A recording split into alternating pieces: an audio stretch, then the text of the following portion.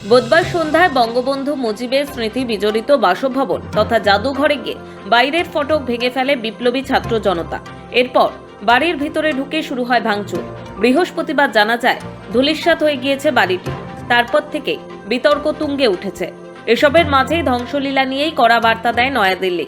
ধানমন্ডিতে হামলা নিয়ে বিবৃতি জারি করে ভারত। তাতে উল্লেখ করা হয়, শেখ মুজিবের বাড়ি বাঙালির কাছে গর্বের, দখলদারি, নিপীড়নের বিরুদ্ধে লড়াইয়ের প্রতীক।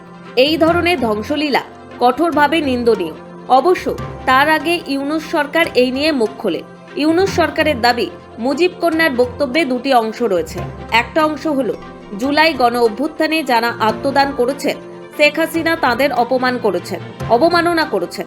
শহীদের মৃত্যু সম্পর্কিত অবান্তর, আজগুবি ও বিদ্বেষমূলক কথা বলে পলাতক শেখ হাসিনা জুলাই গণ অভ্যুত্থানকে অবজ্ঞা করেছেন ও অশ্রদ্ধা জানিয়েছেন।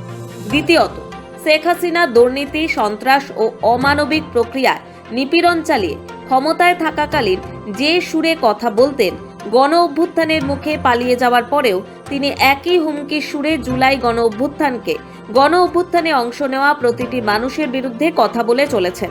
শেখ হাসিনা দেশে অস্থিতিশীলতা সৃষ্টির হুমকি দিয়েছেন।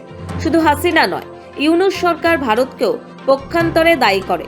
বিবৃতিতে বলা হয়, সরকার আশা করে ভারত যেন তার ভূখণ্ডকে বাংলাদেশে অস্থিতিশীলতা সৃষ্টি করে এমন কাজে ব্যবহৃত হতে না দেয় এবং শেখ হাসিনাকে বক্তব্য দেওয়ার সুযোগ না দেয়। অন্তর্বর্তী সরকার ভবিষ্যতে এ ধরনের ঘটনার পুনরাবৃত্তি চায় না। এসবের মাঝেই দেখা যায় বঙ্গবন্ধু ভবন ধ্বংসের বিরোধিতায় কড়া বার্তা দেয় নয়াদিল্লি। ধানমন্ডিতে হামলা নিয়ে বিবৃতি জারি করে ভারত। ব্যুরো রিপোর্ট, সময়, কলকাতা।